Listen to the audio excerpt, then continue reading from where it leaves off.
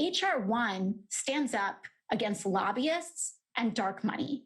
And I would reckon to think that this is probably just as much a part of Joe Manchin's calculus as anything else. Because when it comes to this bipartisan argument, I got to tell you, I don't buy it.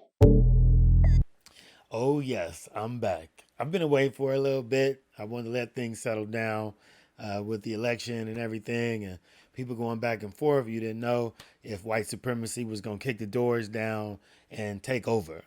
And so, as I've just, in a sense, remained quiet, now I think it's time to come out because a lot of people always assume, of course, because of the melanin in my skin, that I have to be a Democrat, or because I might not agree with what Republicans are doing, then I have to be a Democrat or a liberal. Me being a libertarian is besides the point to most dumbasses. And so we'll just get right down to it with, I think, the sexiest congresswoman of all time, AOC.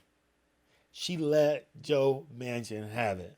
And this is my issue with both sides of it. They're both corrupt. They're both bought out by the money. And she calls it square. I think that when we talk about opposition to HR1 being just about voting rights, we aren't telling the entire story. HR1 has sweeping lobbying reforms, and I believe that, you know, we have the influence of big money that impacts not just one party, but both parties in the United States Congress. And that the opposition to big money and dark money, you know, you have the Koch brothers and associated organizations from the Koch brothers really doing victory laps about Joe Manchin's opposition to the filibuster. I think that it's pretty open that these groups exert a lot of influence, as much influence as they can on members of Congress. And I think that you know, that the older school way of accepting the role of lobbyists in Washington absolutely has a role in Joe Manchin's thinking.